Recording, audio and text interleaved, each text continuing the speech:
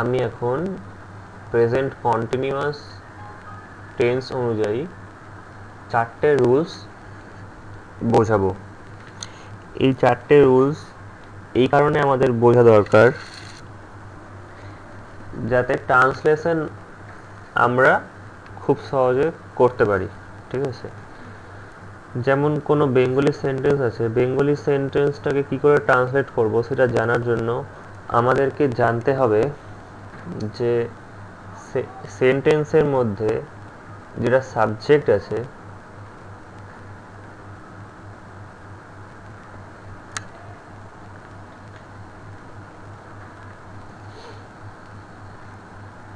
সেন্টেন্সের মধ্যে যেটা সাবজেক্ট আছে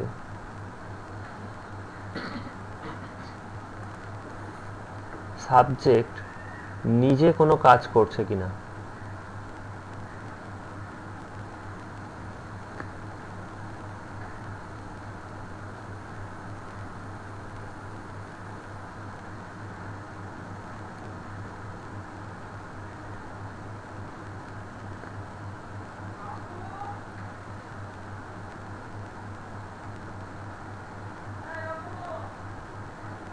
ঠিক আছে, তো সাবজেক্ট নিজে কোনো কাজ করছে কিনা যখন এরকম ব্যাপার থাকবে তখন এটা রুল 1-এ ফেলবো।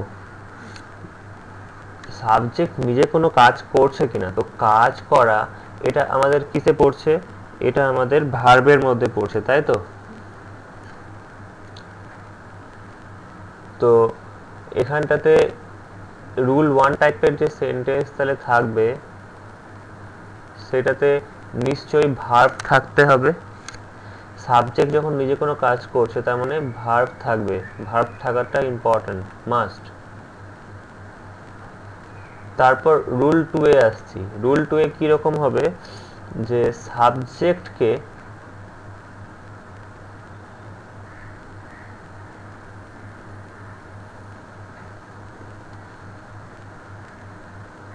কেউ কিছু করছে কিনা,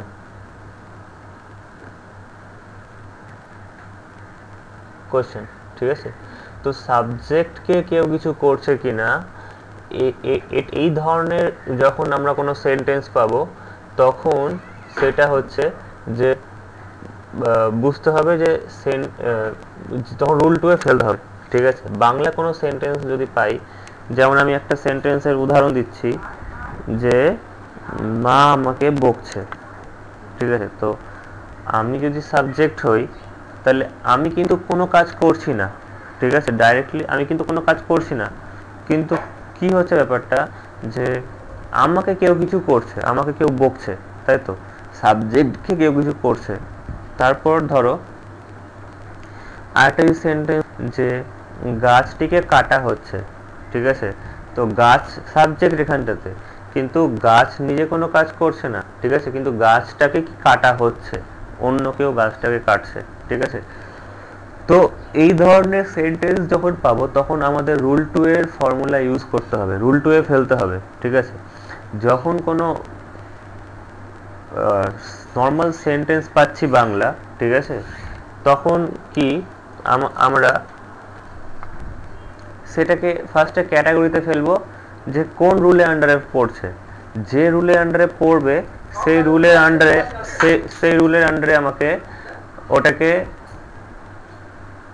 ফর্মুলা ইউজ করে তারপর ট্রান্সলেট করতে হবে। ঠিক আছে, এটা না যে কোনো সেন্টেন্সকে আমি যে কোনো রুলে ফেলতে পারবো। তো সাবজেক্ট যখন নিজে কোনো কাজ করছে তখন ওটা রুল 1 ক্যাটাগরিতে ফেলছি। সাবজেক্টকে যখন কেউ কিছু করছে তখন ওকে রুল 2-এর ক্যাটাগরিতে ফেলছি। 3 নম্বর ক্যাটাগরিতে আসছি, রুল 3।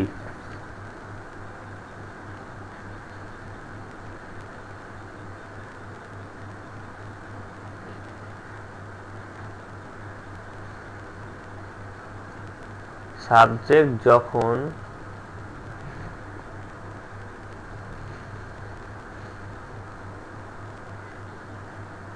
কিছু হচ্ছে,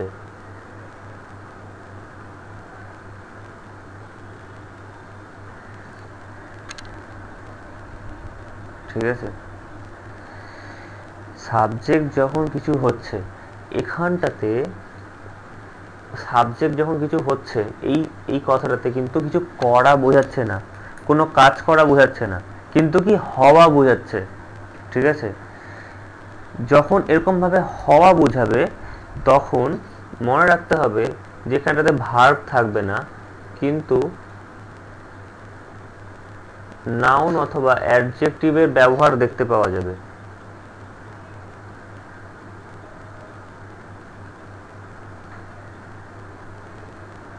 যেমন যদি বলি যে আমি একজন ডাক্তার হচ্ছি, ঠিক আছে, তোর এখানে কি সাবজেক্ট তাহলে ডাক্তার হচ্ছে, এখানে সাবজেক্ট কিন্তু কোনো কাজ করছে না, কিন্তু কিছু হচ্ছে, সে ডাক্তার হচ্ছে।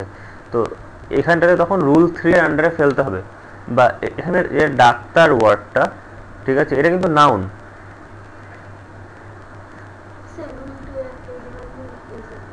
রুল 2 এর উদাহরণ আমি দেব, একটু পরে দেব, আগে এটা ক্লিয়ার করে দিই যে কোন সেন্টেন্সে কোন ক্যাটাগরিতে ফেলতে হবে।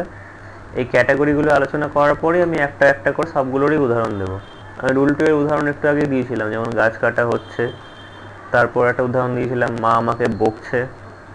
তো এখানে সাবজেক্ট নিজে কোনো কাজ করছে না, কিন্তু সাবজেক্টকে কেউ কিছু করছে, সাবজেক্টকে বকছে, সাবজেক্টকে কাটছে, গাছকে কাটছে, গাছ সাবজেক্ট। তো এটা হচ্ছে প্যাসিভ। রুল 3-তে এসে কি হচ্ছে যে রুল 3-তে যখন সাবজেক্ট কিছু হচ্ছে কিন্তু সাবজেক্ট কোনো কাজ করছে না, বা সাবজেক্টকে কিছু কেউ করছে না, ঠিক আছে, মানে করা ওয়ার্ডটাই নেই এখানটাতে, কিন্তু কি হওয়া আছে। সাবজেক্ট একজন ডাক্তার হচ্ছে, বা সাবজেক্ট কি, ধরো যে আমি যদি বলি যে রাম ফর্সা হচ্ছে, ঠিক আছে, তো ফর্সা হওয়াটা অ্যাডজেক্টিভ, আবার ডাক্তার হওয়াটা কি, ডাক্তার ওয়ার্ডটা নাউন। নাউন বা অ্যাডজেক্টিভ তখন ব্যবহার করা যাচ্ছে, কিন্তু এখানে ভার্বের ইউজ হবে না, ঠিক আছে।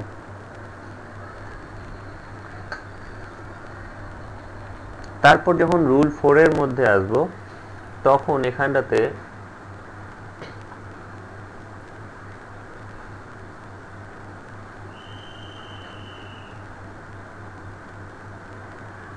সাবজেক্ট এর, এখানে লক্ষ্য করার বিষয় হচ্ছে আমি সাবজেক্ট এর লিখলাম, ঠিক আছে। রুল 4 এর সাথে রুল 1 কে গুলিয়ে দিলে চলবে না। রুল 4 এর সাথে অনেকেই রুল 1 কে গুলিয়ে দিবে, কিন্তু গুলিয়ে দিলে চলবে না। সাবজেক্ট এর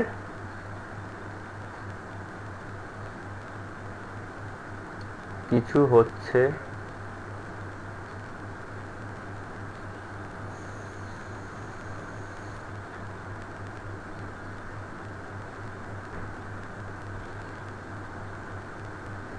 সাবজেক্ট কিছু পাচ্ছে,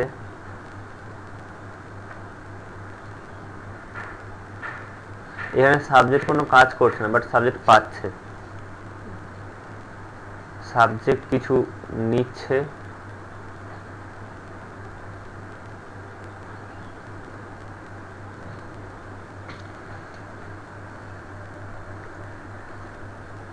যেমন সাবজেক্টের কিছু হচ্ছে, এই ক্ষেত্রে এই সেন্টেন্সটার উদাহরণ দিতে গিয়ে আমি বলতে পারি যে সাবজেক্টের একটি গাড়ি হচ্ছে, ঠিক আছে, বা সাবজেক্ট একটি গাড়ি পাচ্ছে,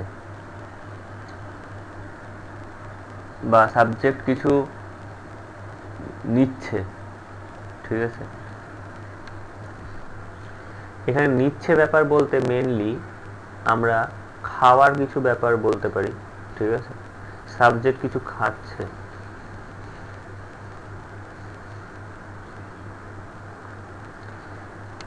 এই সমস্ত ব্যাপার যখন আসবে, ঠিক আছে, তখন আমরা রুল 4 এর আন্ডারে সেন্টেন্সটাকে ফেলবো।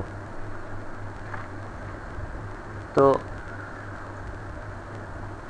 যখন কোনো সেন্টেন্স পাচ্ছি তখন আমাদেরকে চেক করে নিতে হবে যে সেন্টেন্সটা কোন ক্যাটাগরিতে পড়তে পারে। আমি নর্মাল একটা সেন্টেন্সের উদাহরণ দিয়ে বলছি যে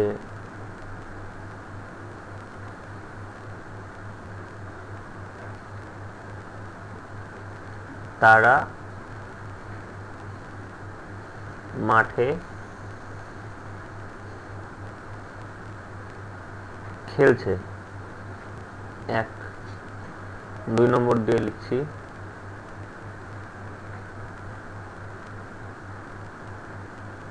ডিম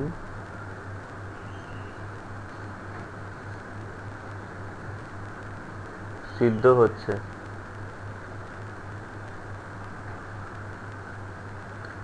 3 নম্বর দিয়ে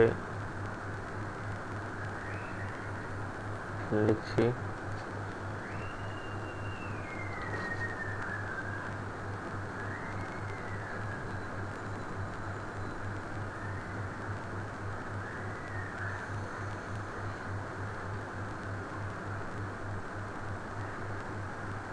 ফুলটি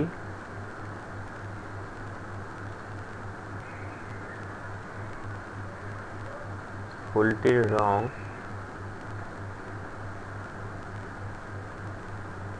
লাল হচ্ছে। 4 নম্বর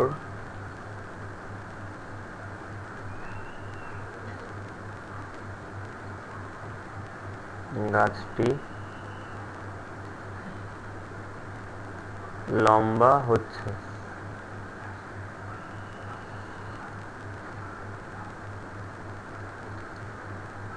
5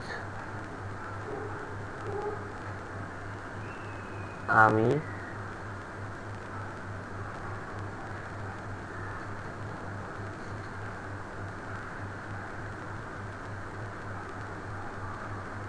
গাড়ি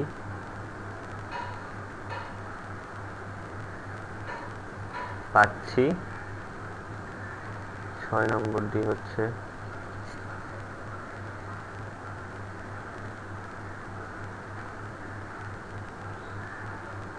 সে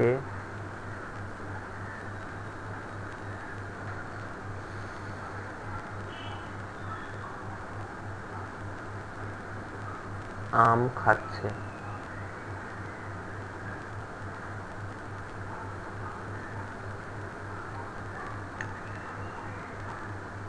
আরটা লিখি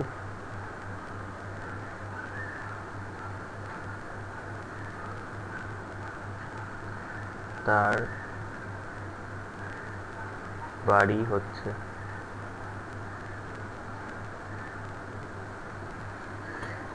তো এই সমস্ত এখানে 7টা সেন্টেন্স লিখলাম। 7টা সেন্টেন্সগুলো কোনটাকে কোন ক্যাটাগরিতে ফেলবো সেটাকে আগে আমাদেরকে বুঝতে হবে, কারণ সেই অনুযায়ী আমাদেরকে কিন্তু রুলটাকে অ্যাপ্লাই করতে হবে।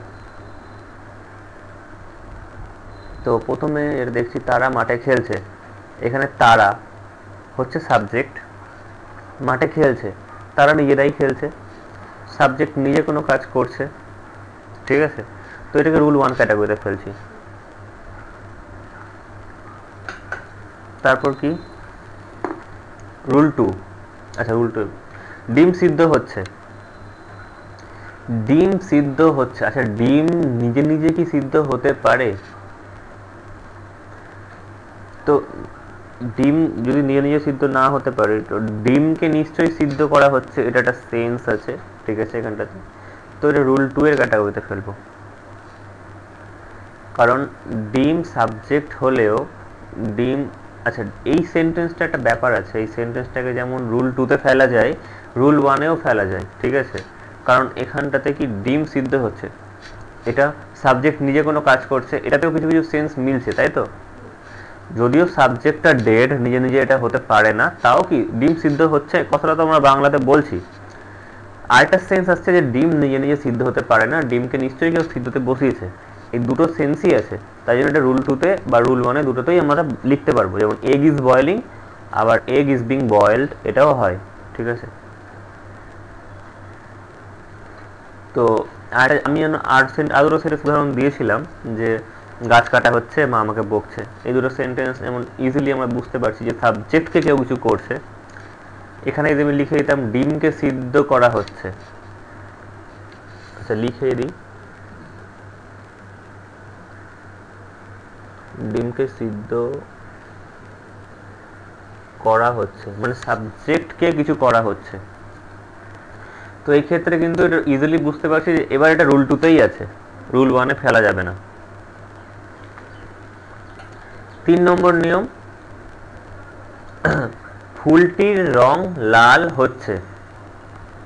সাবজেক্ট যখন কিছু হচ্ছে তখন আমরা রুল 3-তে ফেলবো।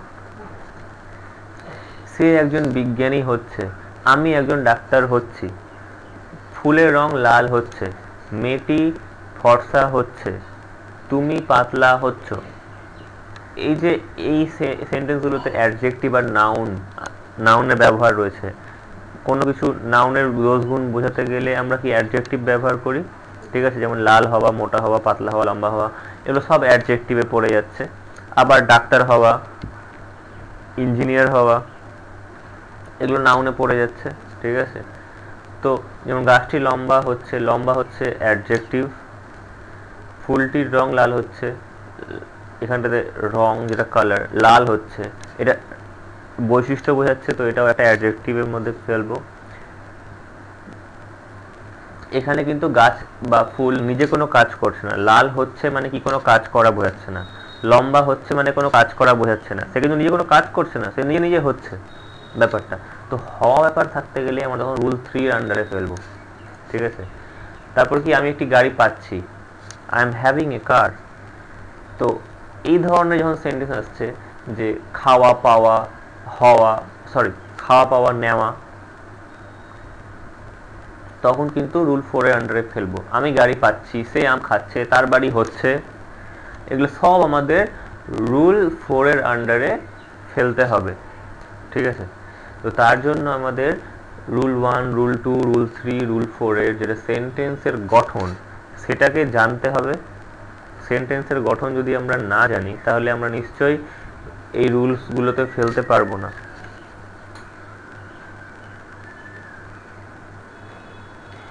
রুল 1 যেটা নিয়ম আছে সেই নিয়মটা আমরা এতদিন ধরে শিখে এসেছি, ছোটবেলা থেকে রুল 1 নিয়েই আমাদের যত গ্রামার বই, সব গ্রামার বইয়ে রুল 1 নিয়েই বেশিরভাগ লেখা থাকে,